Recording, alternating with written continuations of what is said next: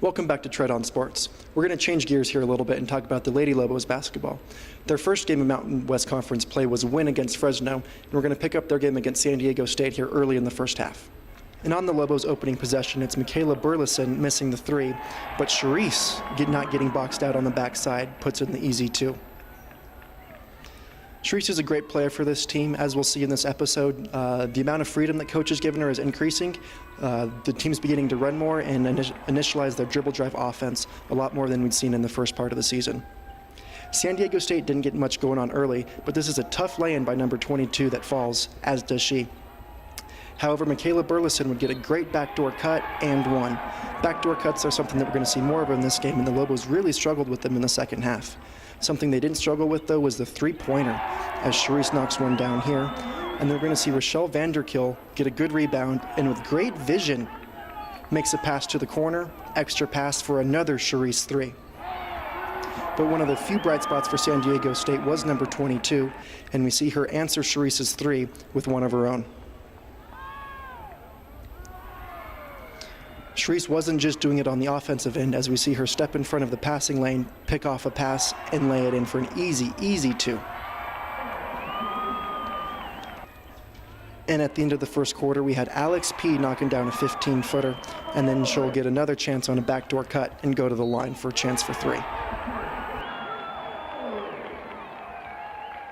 And that first quarter was played at an astonishing pace. The Lobos put up 31 points.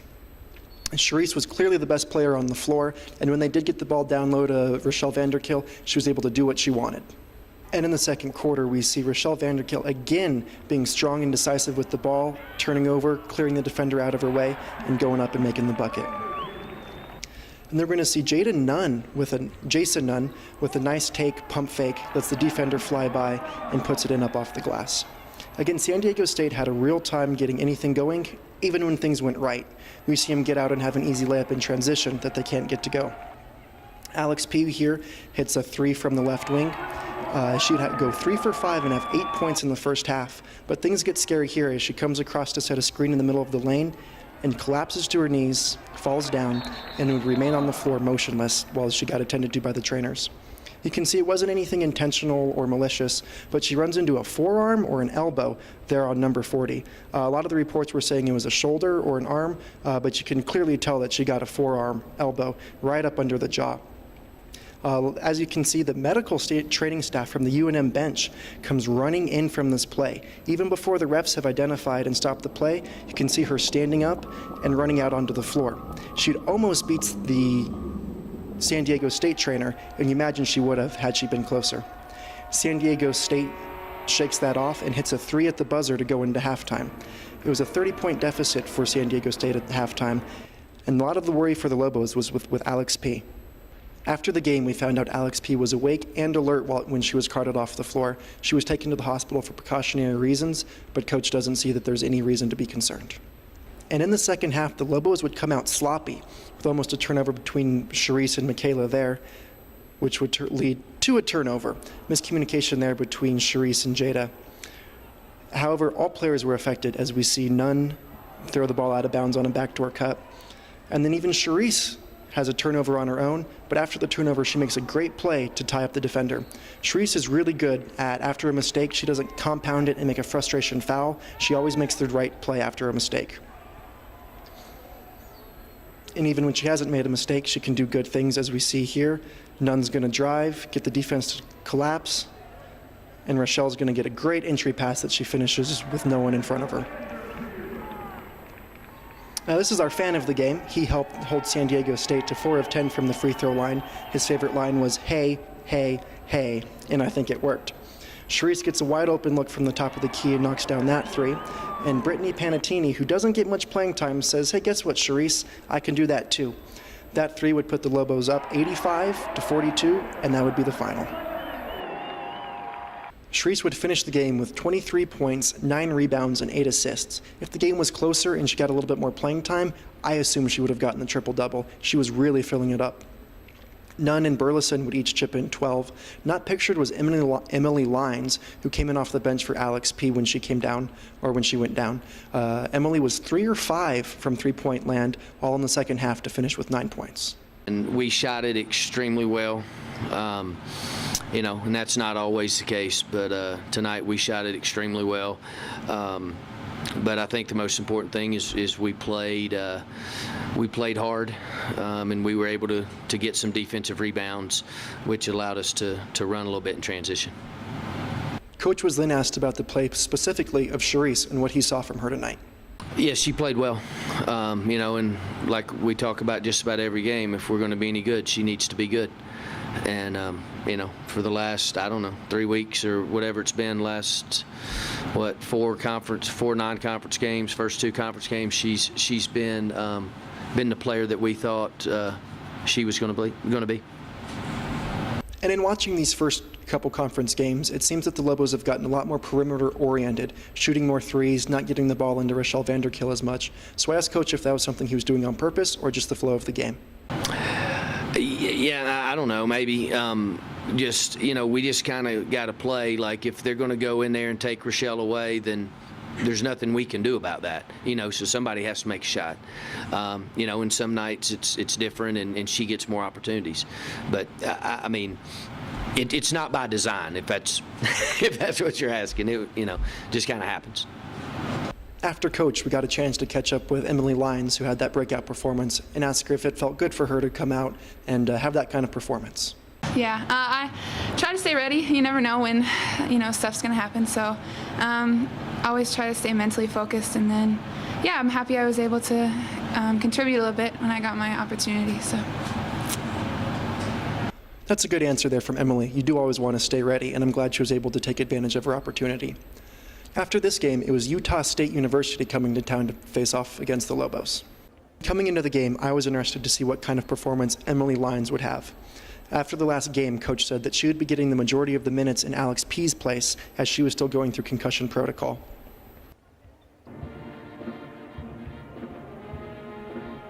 It's going to be a defensive adjustment for the Lobos, who in the previous games had concentrated on shutting down the best player. But Utah State had 4 players that averaged double figures, so Coach wasn't sure what they were going to do. Funny moment here is Coach, who's new to the conference, introduces himself to the other coaching staff. First 2 people are warm and open, but this third guy's kind of skeptical. He's just, hey man, we're about to play a game, we're not friends. Quick look here at the youngest starting 5 in the nation for Utah State. They're going to be something to handle in the next couple years. Charisse is going to get the Lobos started with the scoring, as she does most games, as she pulls up and knocks this one down from just inside the 3-point line. Coming back down, it would be Jada Bovero, who has a nice take and finish on the other side of the rim. This you can really see the Lobos' dribble drive offense as Michaela Burleson gets through the ball and has a dry cut that actually gets Bovero open to get to the rim. Something that we did see a lot of in this game was Charisse getting a little wild. Out in transition, she put up some bad shots, and it led to Utah State running. And they ran all game. Even on made baskets, Utah State was getting out and running. It was a fast-paced game. Here we see Rochelle Vanderkill just being too big. She gets her own shot, puts it back up, and gets the foul. Utah State probably would have just liked her to make the first one. And then we see here as Utah State again runs. The defense is going to collapse around the offensive rebounder, and no one gets back outside on the shooter, Jessica Greer. You can see there's 3 Utah State players and only 2 Lobo players on that side of the floor, and that's a wide open shot. Emily Lyons is going to knock down that 3 from the right wing, and surprisingly her only bucket of the game. Here towards on Utah State's offensive end, you see Nunn come down with the rebound and being strong with it, getting the defenders away. That's Olivia West of Utah State hitting a 3. She came in the first quarter and was 4 for 4 from three-point land, all of them deep and all of them after the media timeout. The second one that we're going to see here would actually give the Utah State Aggies a 5-point lead going into the second quarter.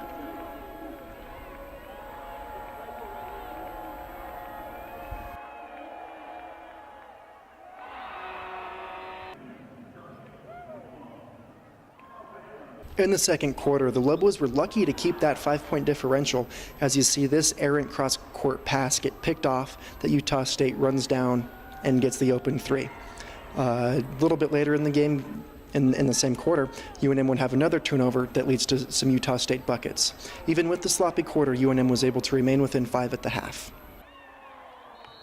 And Olivia West was the performer of the first half, going 5 of 6 from three-point land and 6 of 7 overall, leading all players with 17. All of her minutes came after the media timeout, so it'll be interesting to see if she gets an increase in playing time given her hot start. Her teammate Haley Bassett had 9, but on a 3 of 11 shooting. On the other side, Charisse was 4 of 11 for shooting, having 1 more point, while Rochelle Vanderkill had a game-high 7 rebounds at the half. And after that sloppy first half, it was the Lobos that would come out and force turnovers and clean up the game in the second half, as we see Keller get credit for the strip there, as the Lobos look to turn it into 3. They don't, but Rochelle Vanderkill makes sure that they at least get 2 out of it. Some good ball movement on a later Lobos possession leads to a 3 from Michaela Burleson, as they really came out strong here in the third quarter.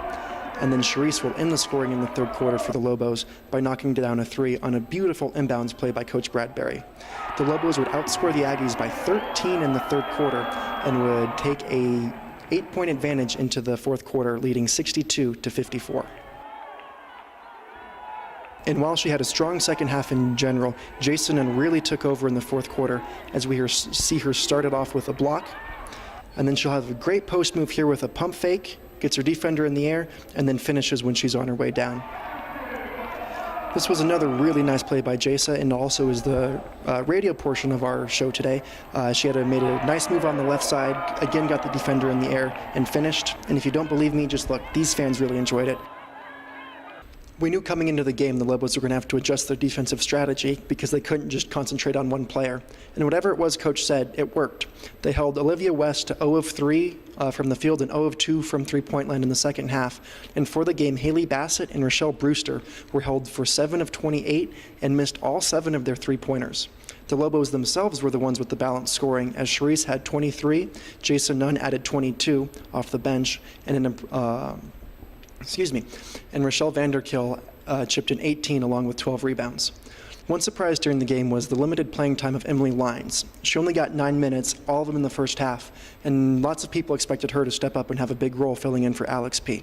All right, I think, first of all, I thought Utah State came in here ready to play, ready to win, and kind of punched us in the face there in the first half. We couldn't get our balance back until halftime. But once we did, I thought in the second half we played well.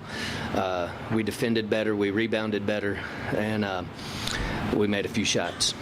Given the big scoring differential in the third quarter, we asked Coach what halftime adjustments he made. One adjustment we made at halftime, our attitude.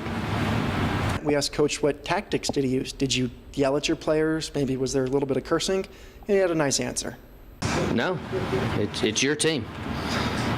You know, a couple of them are only going to be here another 15 games. A couple of them going to be here one more year. You know what I'm saying? Like, it's your team.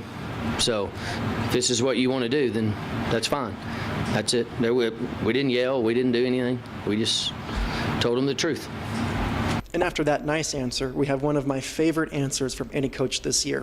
Coach was asked what kind of difference the defense did on Olivia West, as she had that great first half going 5 for 5 and didn't make a shot from the field in the second half. We were supposed to guard her in the first half, too. I mean, it wasn't like the plan was to let her shoot them. We were supposed to guard her in 22. For some reason, we forgot. And number 22 that he mentioned was Rochelle Brewster, who was part of the duo that they held for 7 of 28 from the field. While she did add a couple buckets in the third quarter, they were really able to keep her in check. After that, we asked Coach about Jason Nunn's breakout performance coming off the bench and whether being off the bench affects her consistency at all. Her performance tonight was great. She played to her talent level. This is how good she can be. Now, if you got any ideas how to get her more consistent, I'd love to hear them. We've tried, and you know, I've told her she's no good. I've told her she's the greatest player in the world, and tonight she was the best player in the gym. That really has nothing to do with it. Like, you know, Alex doesn't start either. You know, it kind of just makes sense for us, kind of the way we do things. That has nothing to do with it. Rochelle Vanderkill and the performance that Lobos got out of the post players in general was a second half, first half story, with the second half going a lot better. We asked Coach what kind of adjustments were made for his post players. We had an advantage inside, especially when we put Jace and Rochelle in together. They went small, we went big. And they were going to, try to make threes, and we were going to try and throw it inside, and it was kind of, how's it going to go, and luckily in the end we kind of came out ahead of that. A real take it or leave it style there from Coach. The Lobos ended up winning the battle in the paint 32-20. And then we mentioned earlier during the highlights that there were two styles that the Lobos played with. The, hey, Charisse, go take the ball and see what you can do with it, and then the slow it down running plays. We asked Coach what the difference is in the strategies there. First of all, I think that those shots are tougher because they were back 5-on-5 because they were scoring every possession. So it's harder to run. Our offense looked better in the second half, but it's because we stopped them and we were able to go in transition. So it kind of goes hand in hand. She took some bad shots, but again, when you got a player like that can also make some tough shots, you just kind of let it go. This win put the Lady Lobos at 3-0 to start conference, and we asked Coach what that meant going forward for his team and the standings. I think it's good. I think we've played well. Now it'll be the last 7 games. We've played the right way. We're 5-2 in 07. And both the losses were to RPI top 25 teams, in both close games. So we've played well of late. Hopefully that continues. Our preparation toward games has to get a little better. If we can keep doing that, I think we can continue to improve. I don't know what that means as far as wins and losses. I don't even talk about that. We just talk about us and trying to be as good as we can be, whatever that is. In the final 4 minutes, the Aggies didn't make a shot. We asked Coach what he thought his defense did to make that happen. Yeah, well, we went zone, and that kind of helped a little bit. I don't know that obviously they're good against the zone too, but I think it helped us. I don't think it really had anything to do with them, but it helped us. And with such a great defensive performance down the stretch, we asked Coach how happy he was with seeing his team compete in a close game like that. Yeah, it was good. Yeah, and I thought Charisse controlled the game for us offensively. Just like I think West controlled the point guard West, controlled it for them too. But Reese really controlled, especially those last 4 or 5 minutes. Coming up next on Tread On Sports, we'll look at the men's Nevada game. You may have heard a lot about it. It was a very exciting, dramatic game, and we're going to break it down here on Tread On Sports. Stay tuned.